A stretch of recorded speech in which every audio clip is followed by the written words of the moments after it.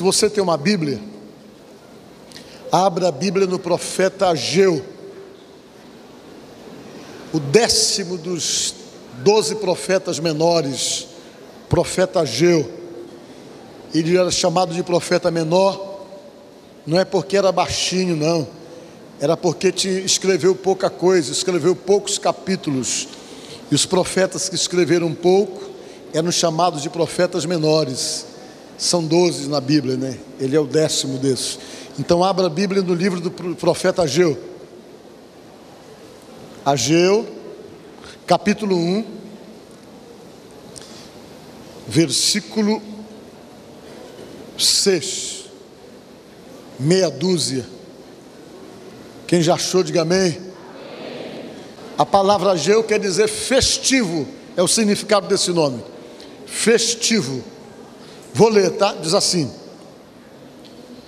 tendes semeado muito e recolhido pouco, comeis, mas não chega para fartar-vos, bebeis, mas não dá para saciar-vos, vestivos, mas ninguém se aquece, e o que recebe salário, recebe-o para pô-lo num saquetel ou num saco furado. Assim diz o Senhor dos Exércitos: considerai o vosso passado, subi ao monte, trazei madeira, edificai a casa, dela me agradarei e serei glorificado, diz o Senhor. Esperaste muito, e esse que veio a ser pouco, e esse pouco quanto o trouxeste para casa, eu com um assopro o dissipei. Por quê? Diz o Senhor dos Exércitos: por causa da minha casa que permanece em ruínas, ao passo que cada um de vós corre por causa da sua própria casa. Por isso os céus sobre vós retêm o seu orvalho e a terra os seus frutos. Amém? Irmãos, eu quero conversar com vocês desta noite dentro da palavra de Deus, e quero falar um pouco com vocês sobre generosidade. Quando nós perdemos essa sensibilidade de sermos generosos, nós perdemos também muitas bênçãos na vida da gente. Vou explicar para vocês por quê. Porque muitos dos benefícios que nós recebemos de Deus estão diretamente atrelados à generosidade. Por quê? Porque o Senhor estabeleceu como regra o seguinte: dai e ser-vos-á dado. Amém? Não está escrito vai ser dado para você dar depois, mas é dai e ser-vos-á dado, diz a palavra de Deus. Primeiro você tem que dar para poder ser dado para você. Você percebe na Bíblia também outra palavra falada por Jesus que diz que com a mesma medida com que você medir, você será medido também. Você estabelece o que você quer receber de acordo com aquilo que você está medindo, que você está dando para poder receber de Deus. Isso é uma regra e uma visão estabelecida por Deus. Tem muita bênção às vezes que não nos alcança porque nós não temos generosidade. Tem muita bênção que às vezes não nos alcança porque nós não gostamos de dar, nós só gostamos de receber. Quando chega o momento de alguma forma nós nos apresentarmos com uma atitude de desprendimento, às vezes nós somos presos e nos falta isso. E quando essas coisas nos faltam, a medida que vamos receber também não vai ser generosa pelo fato de nós não sermos generosos. E dentro da visão de Deus nós temos que abrir a cabeça para isso, entendermos que isso é determinante para Deus, que tem bênçãos que se referem aos nossos interesses de conquistas materiais e pessoais, que elas estão na dependência exatamente da forma como você olha esse ato de ser generoso, de poder ajudar, de poder ser desprendido, para poder então Deus conceder para você respostas que estão na dependência dessa generosidade. Eu quero nesta noite falar com vocês sobre isso. Quero pegar uma passagem da Bíblia que fala sobre isso, que é essa passagem do livro do profeta Ageu. A Bíblia diz que o povo de Deus passou 70 anos escravizado na Babilônia. E quando eles estavam escravizados lá na Babilônia, eles viviam fazendo um monte de promessas para Deus para poder saírem da escravidão e terem uma vida livre e terem a liberdade de poder conduzirem as suas próprias vidas e obterem suas próprias conquistas. coisas que eles não conseguiam no status de escravo, na condição de escravos, como eles estavam lá na Babilônia. E eles tinham ido para lá já por desobediência a Deus. Por que eles não tinham? Porque vocês sabem que escravo não tem vontade própria. A vontade do escravo é a vontade do seu senhor, do seu dono. Ele só tem que fazer aquilo que o dono dele quer. Ele só tem que fazer aquilo que aquele que realmente tem nas mãos o poder da sua escravidão quer. Ele não pode pensar por si mesmo, ele não pode decidir por si mesmo, ele não pode fazer a escolha por si mesmo, porque toda a sua vontade está na dependência do seu senhor, do seu dono. E é nessa situação que eles viviam, uma situação de escravos, sem vontade própria, sem a liberdade de obterem suas próprias conquistas, porque o que conquistavam não eram para si mesmos, e sim para os seus senhores. E isso então fez com que eles almejassem sair dessa situação, almejassem sair desse estado de escravidão, de impossibilidades, que era causado exatamente pela situação em que eles estavam vivendo. E por conta disso, eles começaram a prometer muitas coisas para Deus. Eles começaram a intensificar a oração com Deus, por conta dessa situação de escravidão, de ter seus direitos tirados pelo estado de domínio de outra nação sobre eles. Eles aprenderam a orar 3 vezes no dia, oravam 9 horas da manhã, oravam meio-dia e oravam 3 horas da tarde, e a oração deles se limitava em dizer para Deus: nós queremos a nossa liberdade, nós queremos voltar para casa, nós queremos simplesmente, Senhor, vivermos uma vida livre. E eles oraram durante muitos anos querendo isso, e juntamente com isso eles faziam inúmeras promessas para Deus, se Deus concedesse a eles essa oportunidade de terem a sua liberdade. Chegou o dia em que Deus deu essa liberdade. Deus ouviu a oração e disse: a partir de agora vocês são livres, voltem para a terra de vocês, vivam na terra de vocês, sejam livres para sonhar, para obter as conquistas de vocês, mas com certeza não esqueçam das promessas de vocês. Só que eles voltaram, e eles voltaram no entusiasmo, numa empolgação, e dentro das promessas que eles faziam para Deus, estava uma delas: construir um templo. Eles diziam: Senhor, quando nós voltarmos para a nossa terra e para a nossa casa, que o Senhor nos dê a nossa liberdade, nós vamos construir um templo.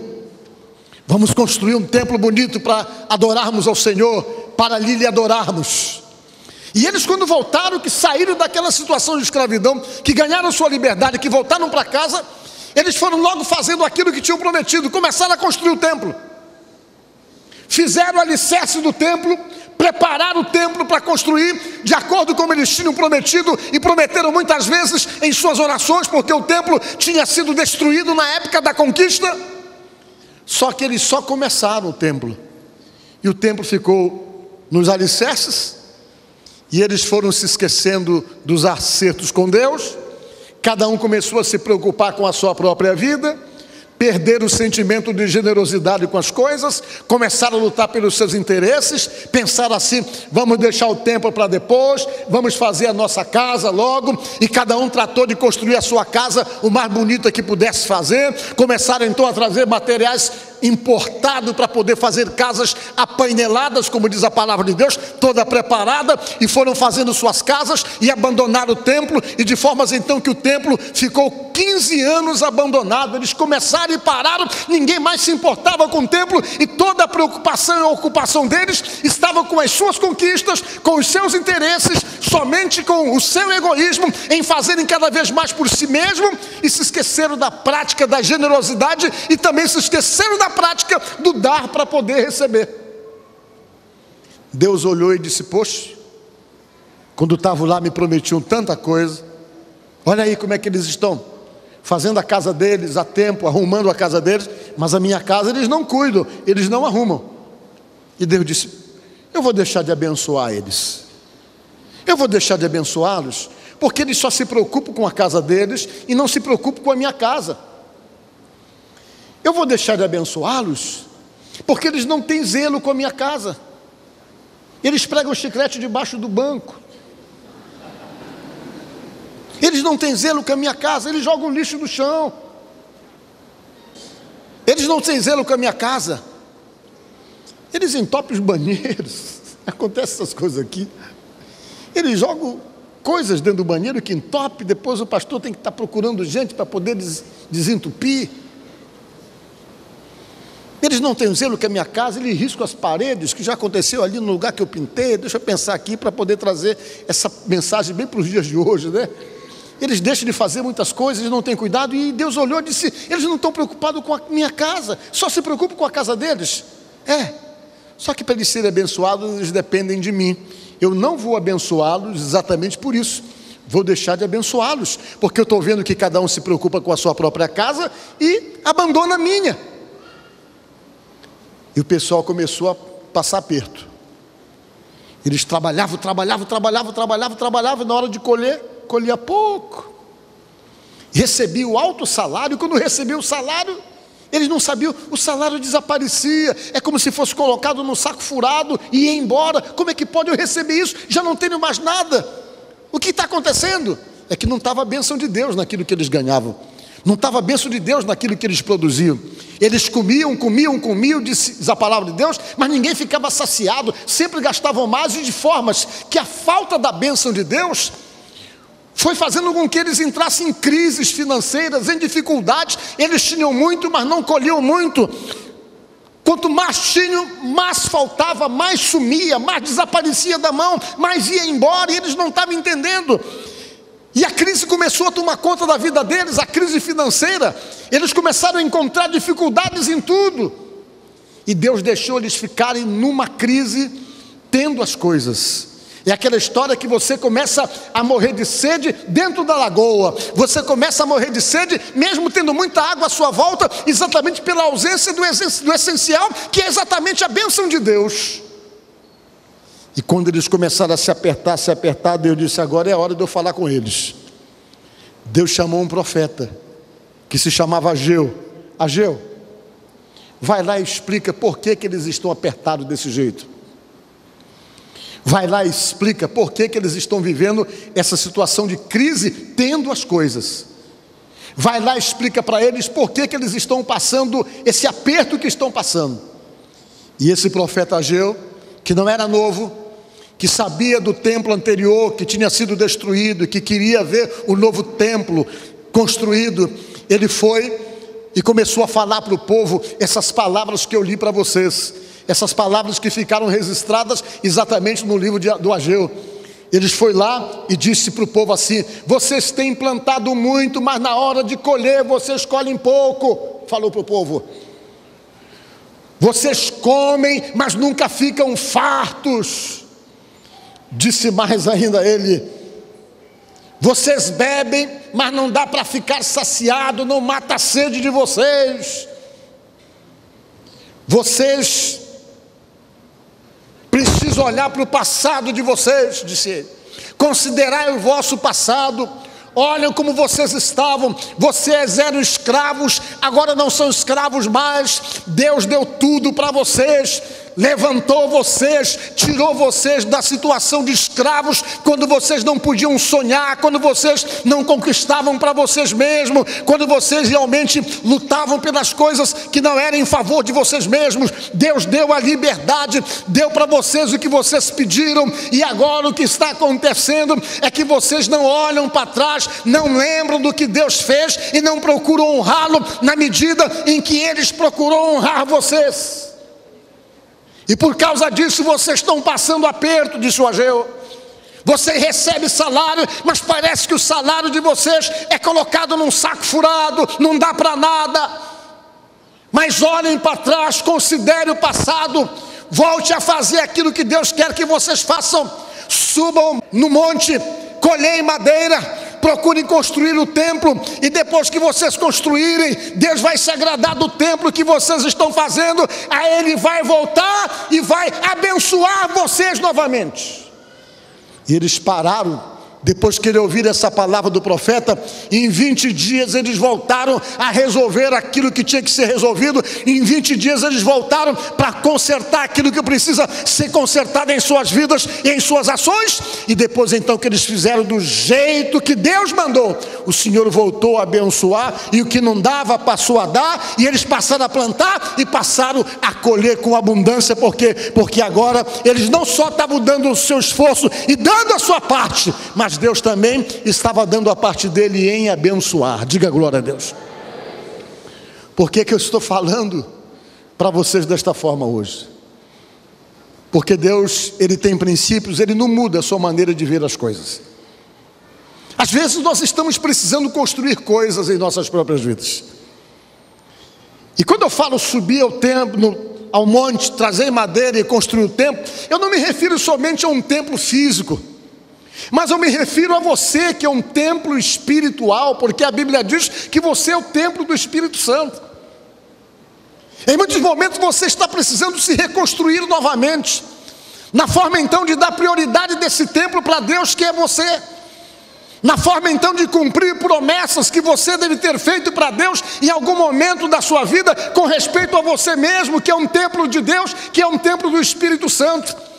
Quem sabe no momento de aperto, no momento de escravidão, no momento de dificuldade, você tenha prometido alguma coisa para Deus. Quem sabe prometeu, você mais envolvido, vou trabalhar para Deus, vou levar mais a sério as coisas de Deus. E no momento então que Deus te deu tudo aquilo que você realmente precisava e buscou e queria para a sua própria vida, tirando você de um passado difícil, e depois que você obtém as suas conquistas, tudo aquilo que você prometeu a Deus, no momento da escravidão, no momento do aperto, no momento do sufoco, você esquece, mas Deus não esquece, e Ele fica simplesmente apertando você, para você se lembrar daquilo que você prometeu para Ele, para colocar em dias, senão você acaba perdendo aquilo que Ele tem como bênção para você.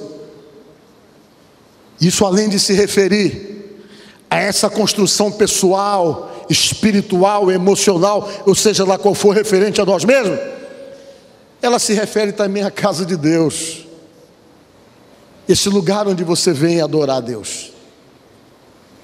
Esse lugar sim tem que ser respeitado, tem que ser zelado, e por incrível que pareça, você tem que aprender a priorizar esses lugares, ou esse lugar. Mas às vezes isso não está dentro do nosso projeto pessoal, e nós achamos que isso não é relevante, quando para Deus é relevante. É relevante você entender que Deus depende de você para poder montar a estrutura dele aqui na terra, com respeito à assistência aos próprios homens. É importante você entender que Deus levantou você para abençoar você, e dentro desse interesse de abençoar você, está também o interesse dele que você aprenda a se desprender, a dar, a ajudar, a contribuir, a abençoar com alegria aquilo que se refere à obra dele aqui na terra, porque segundo o que ele mesmo disse, quando você tem esse desprendimento, que você faz isso com alegria, a promessa dele é abençoar você, é dar mais para você, é fazer com que aumente as sementes na sua mão para você plantar e consequentemente colher mais frutos. Mas às vezes nós achamos que essas coisas não são importantes, elas não são relevantes, e nós ficamos buscando bênçãos para as nossas vidas, bênçãos que estão atreladas ou na dependência de práticas da palavra, bênçãos que estão atreladas e na dependência de prática de princípios e ensinamentos estabelecidos pelo próprio Deus, bênção que você não vai receber orando, bênção que você não vai receber jejuando, bênção que você não vai receber fazendo sacrifício, bênção que você não vai receber dando envelope de campanha com oferta, bênção que você só vai receber obedecendo, praticando a palavra, para que possa obter respostas. Eu tenho dito para vocês aqui inúmeras vezes que tem bênçãos que não adianta você orar para receber, não. Tem bênçãos que você tem que obedecer para receber. Tem bênçãos que você tem que praticar a palavra para poder receber de Deus aquilo que você está querendo. E quando você tenta alterar essa ordem das coisas, Deus não vai na sua alteração das coisas, não.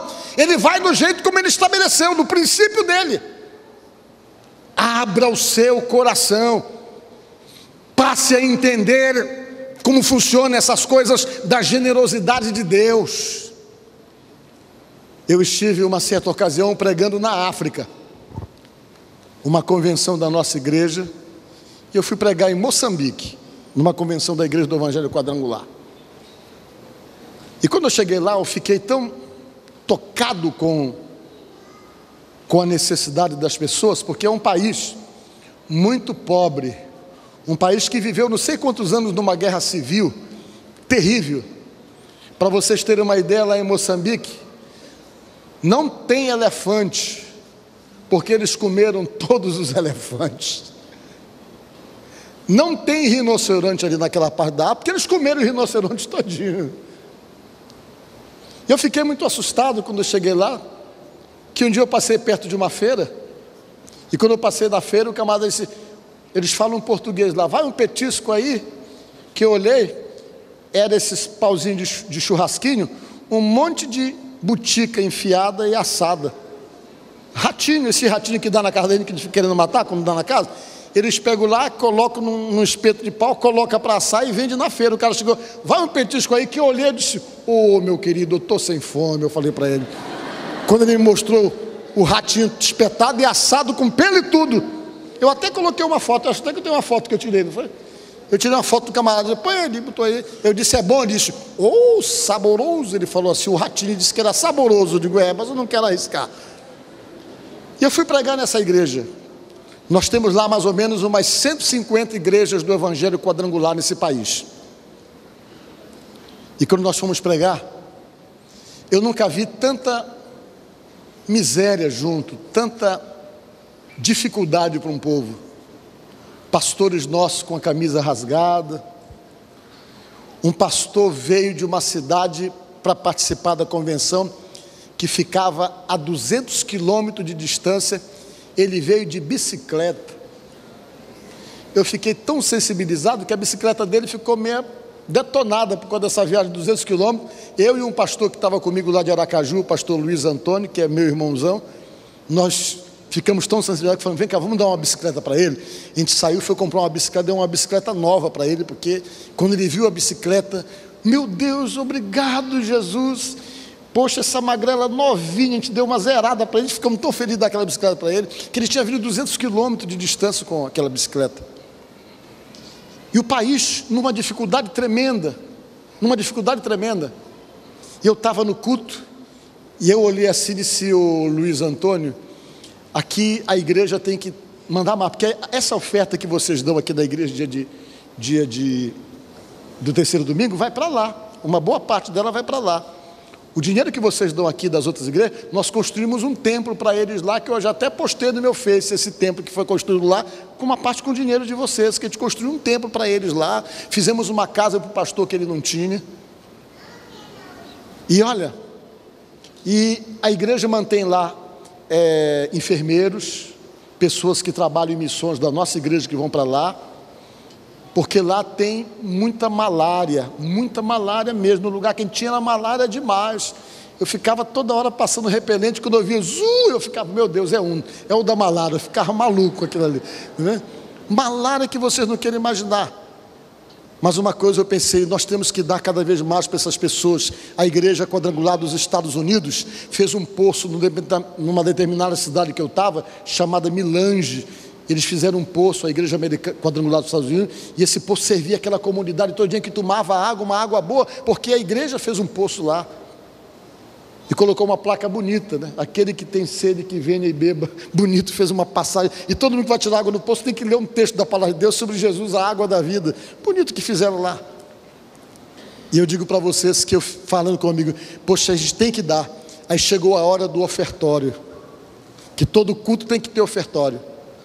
Eles vinham, nunca vi tanta alegria para poder ofertar para a obra de Deus.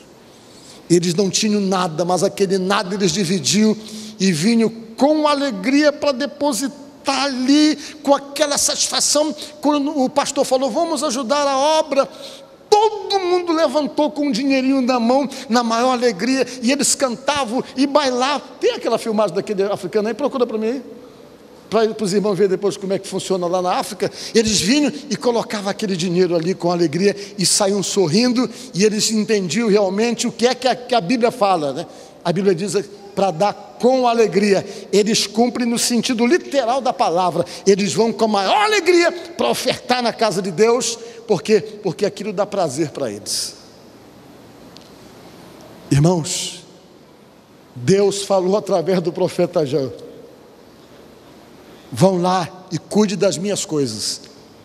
Se você quer que eu te abençoe, eu quero te dizer que esse relacionamento com Deus não é uma via de mão única, é uma via de mão dupla. Deus faz a parte dele, mas para Deus fazer a parte dele, primeiro você tem que fazer a sua. Se você não fizer a sua, a parte de Deus vai ficar na dependência de você fazer. Por isso que Jesus disse: dai, que é a parte que você faz, e ser-vos-á dado. Dê primeiro, porque quando você dá, você investe e espera que vai vir a parte de Deus com certeza na sua vida. Mas a parte de Deus não vai vir se você não fizer aquilo que Ele mandou: se desprender, generosidade. E quando Deus fala de dar generosidade, não é só oferta para a igreja, não.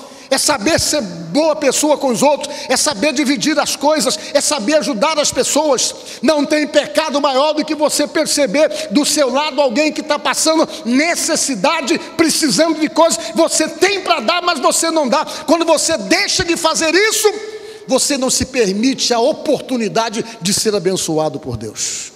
E a Bíblia então diz que o Ageu foi lá e simplesmente pregou para o povo, e o povo consertou-se. E depois que eles se consertaram, Deus veio abençoar, que eles não ganhavam mais o dinheiro para colocar num saco furado. O salário deles não era mais para colocar num saco furado, mas tinha fundo o saco, a ponto de poder encher e de não ir embora, como realmente era o sentido da palavra saco furado. Talvez você está aqui nesta noite dizendo: poxa, pastor, isso está falando comigo. Eu estou nesse lance aí de ganhar salário num saco furado. Eu falo que precisa de aumento e digo que vai ter um aumento, vai melhorar para mim. Quando aumenta, continua não dando. Pedi para Deus alguma coisa, Deus me deu, não cumpri a minha parte, e eu perdi o que Deus tinha prometido para mim, e me deu, mas eu não fiz a minha parte, e Deus tomou, deixou de abençoar. Quem sabe você está dentro dessa realidade?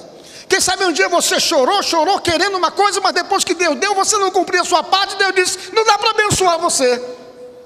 Então nesta noite, por que eu estou pregando isso? Porque talvez você esteja aqui nesta noite buscando coisas que você não vai receber se você não se submeter ao conserto de Deus, se você não se submeter a uma mudança de mentalidade e se submeter às regras de Deus. Porque na hora em que você se submeter às regras de Deus, tenha a certeza que as coisas se acertam, se consertam, e a bênção se estabelece. Diga glória a Deus.